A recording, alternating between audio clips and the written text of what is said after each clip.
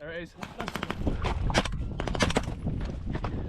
An infantry soldier must be fit for their fast-changing environments, always ready for the next challenge, and that's exactly what this competition is delivering. Deep in the trenches, their skills are being put to the test. They're being marked on their soldering and communication whilst under enemy fire. What we want to see on this one is a bit more sort of individual soldier skills, whereas before I think we've been a bit dogmatic and waiting for them to be told. They really, in order to keep momentum going, they need to be well rehearsed and practicing their drills, and they need to make the decisions to go forward and clear those positions rather than waiting to be told. And I think that's something that we picked up from the Ukrainians as well, was that, you know, at the point of the clearance, it is the private soldier who's going to make those life and death decisions, and we want to give them the experience and we want to give them the confidence to clear these effectively. From the trenches to intense fitness tests, the Captain Driver Challenge pushes the core elements of what makes an infantryman. It's in honour of fallen soldier Captain Martin Driver, who sadly lost his life from injuries sustained from an IED blast while on patrol in Afghanistan. So Martin was slightly senior to me than when I arrived. I was a young officer.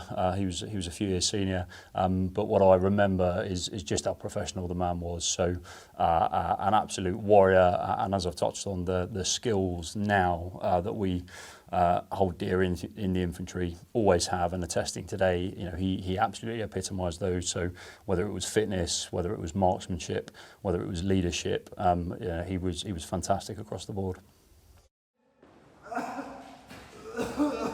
In this old World War II ammunition store, a simulated attack has taken place, and the soldiers have to treat the injured with little light. They're against the clock, as one is unresponsive with a head injury, another is in shock, and the third is bleeding out from a leg wound. The aim is to treat them and get them out. Medical skills can be used anywhere, so it's important that we try and improve on them where we can. And we don't always get the option to train it all the time, so it's a good chance to get in. He's bleeding a lot.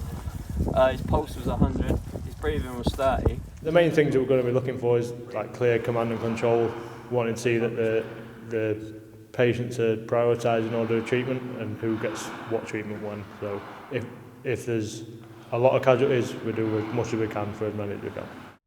Now it's a casualty test where the team runs while carrying a 110-kilogram steel stretcher, the weight representing a fallen soldier with all their kit. Biggest thing for me so far has been the stretcher race. So we just come off a platoon attack in the trenches, and then we had to take a casualty.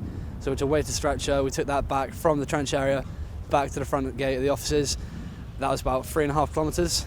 And that was quite a big burnout. That was quite difficult, I'd say. Captain Martin Driver is remembered for his leadership, drive and grit, something this competition pushes these infantrymen to achieve, testing their fitness, marksmanship and ability to work in a team to make sure they're hitting all their targets. Kirsty Chambers, BFBS Forces News, Kendrew Barracks. Thanks for watching. For more from BFBS Forces News, like and subscribe to our channel.